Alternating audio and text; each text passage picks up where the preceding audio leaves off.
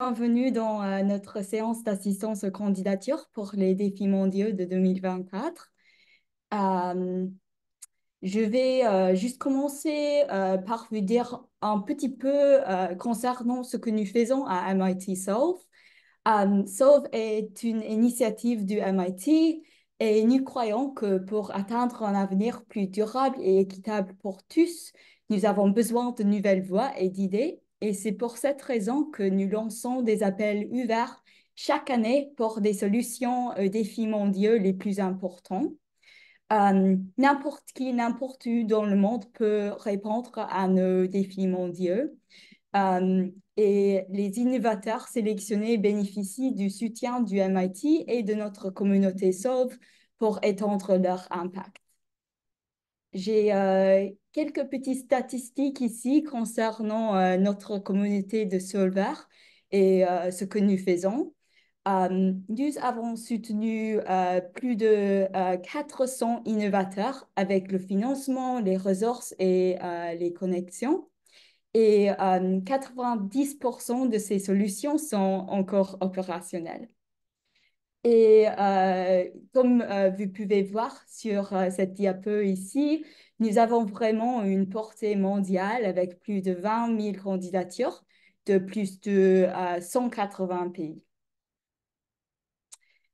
Maintenant, je vais juste dire un petit peu concernant la chronologie de nos défis mondiaux. Alors, on commence avec la conception du défi, utilisant une approche de conception centrée sur l'humain. La conception des défis prend place avec des interactions avec des experts en la matière, issus de divers secteurs.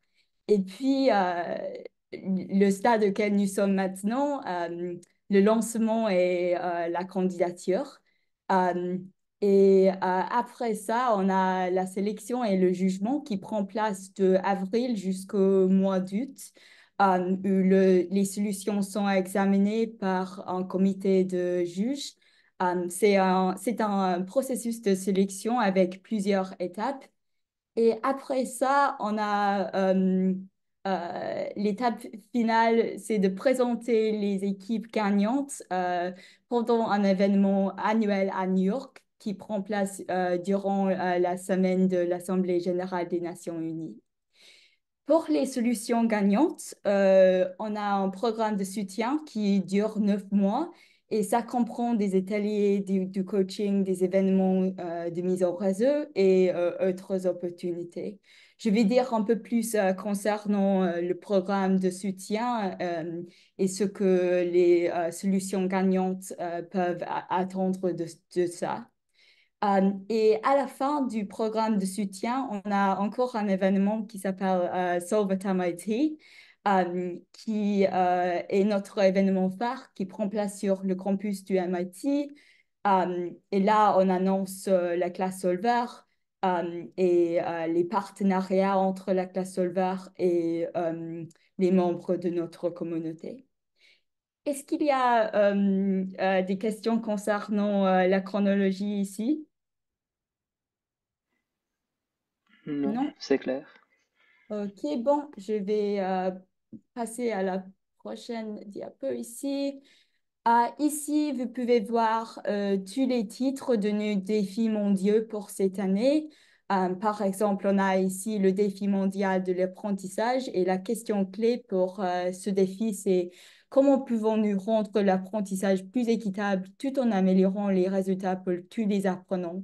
Et vous pouvez voir tous les autres titres et toutes les autres questions ici.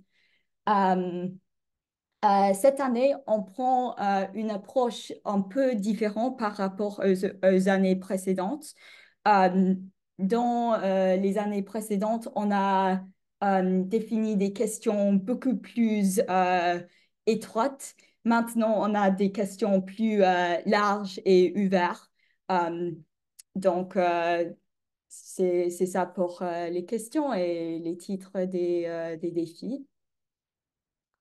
Euh, Est-ce qu'on a quelqu'un ici qui réside aux États-Unis? Sinon, je vais passer à la prochaine diapo parce que l'information ici est destinée aux innovateurs qui résident aux États-Unis.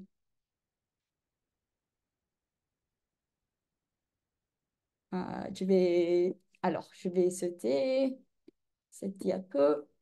Ok, et ici, il y a un peu d'informations concernant ce que vous recevrez si vous êtes choisi comme solveur.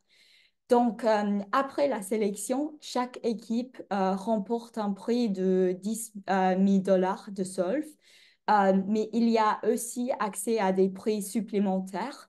Et cette année, on a une cagnotte de plus d'une million de dollars.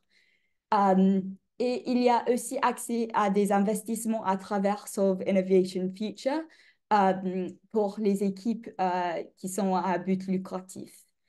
On offre aussi des remboursements pour assister aux événements phares, les finales du défi Solve de 2024 et Solve MIT 2025, qui est notre événement en mai. Euh, une autre partie importante du programme Solver, c'est la mise en relation avec des bailleurs de fonds potentiels. Et il y a aussi plusieurs autres éléments dans le programme de soutien de 9 mois que je vais décrire dans les diapos à venir. Après le programme de soutien, après que ça finit, il y a du soutien qui continue pour les solveurs dans notre portefeuille. Donc, vous aurez accès aux événements phares et accès au prix de portefeuille aussi et à des investissements à travers Solve Innovation Future et accès à des ateliers et à des ressources pro bono qui continuent après la fin du programme. Euh, et juste pour dire un petit peu plus concernant le programme de soutien et ce qui est compris, ça comprend les ressources de la communauté Solve, comme des ressources pro bono pour encourager la croissance de votre solution, des opportunités de se connecter avec d'autres solvers et avec la communauté Solve. Le coaching, donc il y a 6 séances de coaching qui sont comprises là. La visibilité dans les médias et aussi les ateliers et formations qui sont adaptés aux besoins de la cohorte. OK, est-ce qu'il y a des questions concernant ce qui précède? Non, pas de questions? OK. Je vais donner plus de détails concernant comment travailler sur votre candidature et comment ça fonctionne dans notre plateforme de Solve. Alors, il y a plusieurs parties de la candidature. Les 2 premières parties sont obligatoires et les 2 dernières parties sont facultatives. Quelques petits indices à rappeler. Les solutions au stade conceptuel ne seront pas évaluées ni sélectionnées en tant qu'équipe solver. Et pour être éligible, vous devez répondre à toutes questions marquées comme obligatoires. Toutes les questions obligatoires se trouvent dans ces 2 premières parties-là. Euh, Ce point ici est très important. La candidature ne sera pas sauvegardée automatiquement et donc vous devez cliquer sur Save Draft and Exit chaque fois que vous travaillez sur votre solution dans la plateforme. De plus, il faut faire attention aux limites de caractères, de mots et de fichiers. Et dernièrement, vous verrez 2 étiquettes marquées sur les questions dans la plateforme, soit publiques, soit réservées à un usage interne uniquement. Public, ça veut dire qu'après la soumission, votre réponse est visible sur le site web Solve à tout le monde. Réservé à un usage interne uniquement, ça veut dire que la question sera visible seulement au juge pendant le processus d'évaluation. Et finalement, si vous incluez des vidéos, réglez les paramètres de confidentialité des vidéos sur public. En question que beaucoup de gens demandent, comment collaborer avec d'autres membres de votre équipe. Alors pour ça, vous pouvez ajouter d'autres membres à votre solution et ils recevront une invitation par mail pour accéder à la candidature. Chaque membre de l'équipe que vous voulez ajouter doit avoir un compte sur la plateforme Solve avant d'être ajouté. Et pour ajouter un membre, rendez-vous dans modifier la candidature et rechercher le membre d'équipe. Finalement, le chef d'équipe doit être le PDG ou le directeur exécutif de l'organisation candidate. La raison pour ça, c'est que c'est le PDG ou le directeur exécutif qui est apte à bénéficier du programme Solve. Donc, c'est la personne que vous devez marquer comme team leader dans la plateforme là. Euh, Comme j'ai dit avant, pour soumettre votre solution, vous devez répondre à toutes les questions obligatoires et votre candidature ne sera pas prise en compte si vous ne cliquez pas sur soumettre avant la date limite. Euh, Vous pouvez faire des modifications jusqu'à la date limite qui est le 18 avril à midi, heure de l'Est ou heure de New York.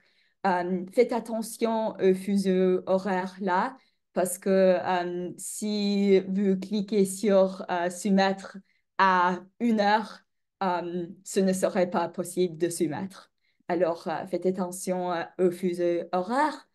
Euh, la soumission sera visible sur notre site après la soumission.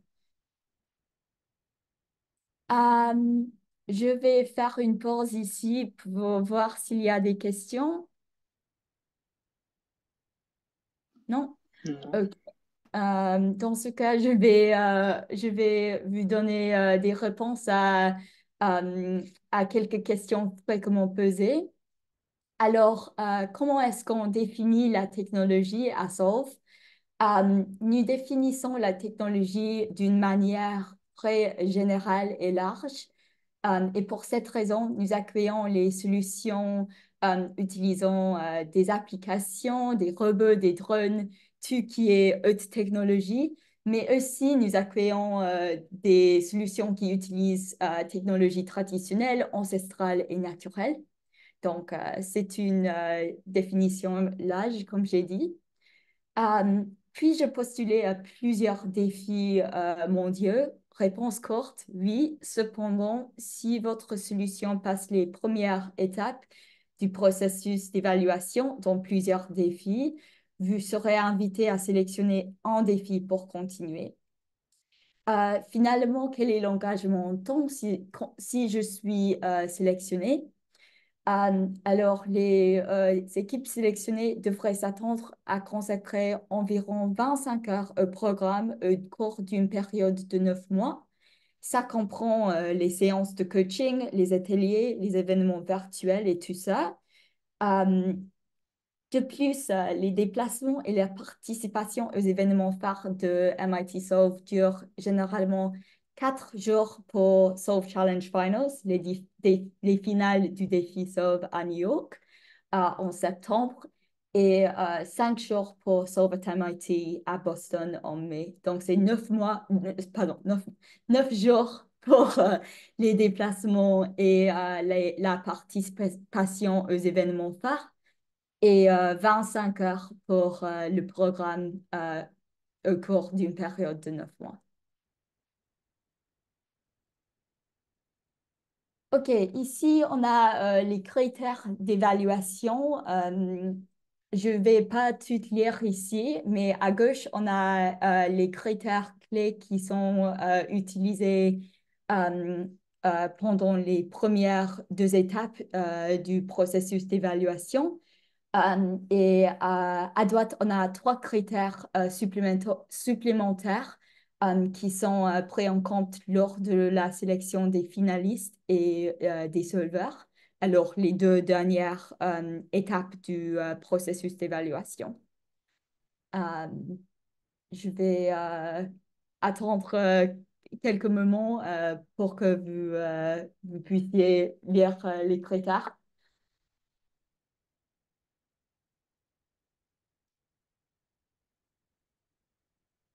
Question concernant les critères ici? Non? Ok. Oui, Oh oui, oui, pardon. une petite question. Là, on va te comparer contre les autres dans la même catégorie, c'est ça? Oui, c'est vrai. C'est vrai, mais je dirais que chaque solution est notée en tant que soi et on fait une liste de toutes les notes et toutes les solutions et on prend les premiers euh, 20 ou 50 solutions pour accéder à l'étape Alors, qui c'est suit. plutôt une évaluation par projet, c'est pas comme tu as 10 à choisir et les restes vont être rejetés. Dépend de l'étape du processus. Alors, on fait quelque chose qu'on appelle screening en anglais, qui est la première étape, et puis on passe à une étape revue, et puis on passe à l'étape jugement, et on a deux tours de jugement. Euh, ça dépend de l'étape, combien de solutions passe par étape, mais c'est un peu comme ça. Ok, merci. Et dernière question. Vous avez des critères plus détaillés sur chaque catégorie? Juste pour nous aider à réfléchir sur le projet, même pas juste pour cocher pour gagner, mais pour mieux Oui. réfléchir sur le projet. Sur le site web, il y a une page qui s'appelle Become a Solver et c'est là qu'il y a une description plus détaillée de chacun de ces critères. Ok, merci.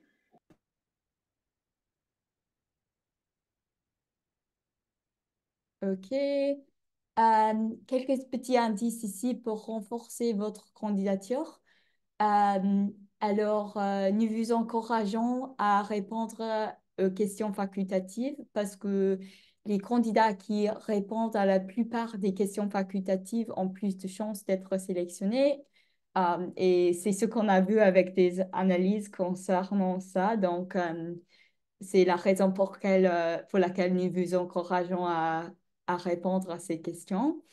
Euh, sur chaque question, il y a un petit texte d'aide qui contient des explications sur des concepts qui sont mentionnés dans la question.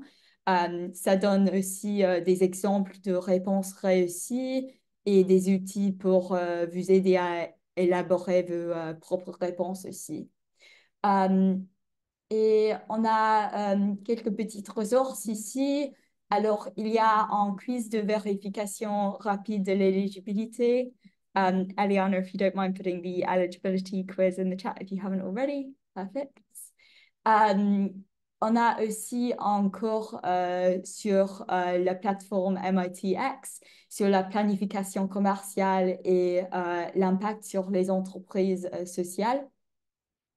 Euh, il y a aussi une page sur notre site web que je viens de mentionner qui s'appelle Become a Solver ou Devenez un solveur. Et il y a plus de détails là concernant les types de solutions que nous acceptons, des questions fréquemment posées, les critères et tout ça. Euh, j'ai quelques rappels finaux ici.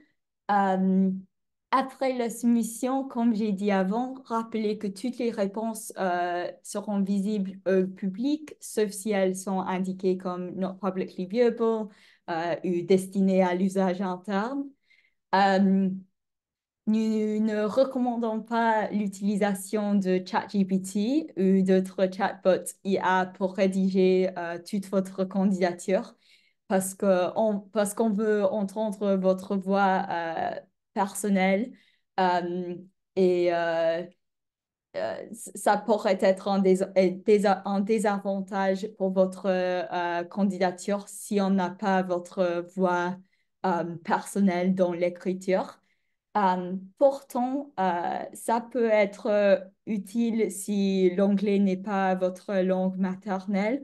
Par exemple, on peut copier-coller une réponse que vous avez écrite dans le chat et dire aide-moi avec l'expression en anglais ou quelque chose comme ça. Et ça peut aider, mais c'est important de ne pas tout rédiger là. Euh, euh, Comme j'ai dit avant, il faut consulter la page Devenir solveur avant de commencer pour plus de détails concernant les critères et tout ça. Et finalement, ne tardez pas à soumettre votre candidature sur la plateforme parce qu'il est difficile pour nous de vous aider en cas de problème technique si vous demandez de l'aide à la dernière minute. Donc, beaucoup mieux de soumettre quelques jours avant la date limite.